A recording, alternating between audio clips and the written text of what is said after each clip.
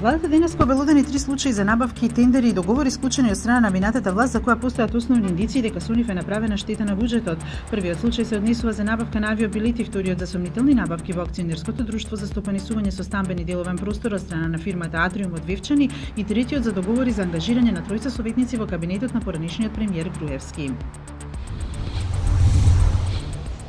На Полнок завршува 20-дневната изборна кампања и почнува молкот пред локалните избори в недела. Од Полнок престануваат и сите облици на изборно медиумско представување. Вториот круг од изборите е закажан за 2 недели подоцна на 29 октомври. Изборната кампања за вториот круг завршува на 27 октомври во 00 часот. Каталонскиот лидер Карлес Пучдемон смета дека шпанската влада нема причина да се повика на членот 155 од Уставот, според кој тој би можел да биде уапсен, додавајќи дека неговото притворање би било грешка, бидејќи би бил затвор поради политички несогласувања.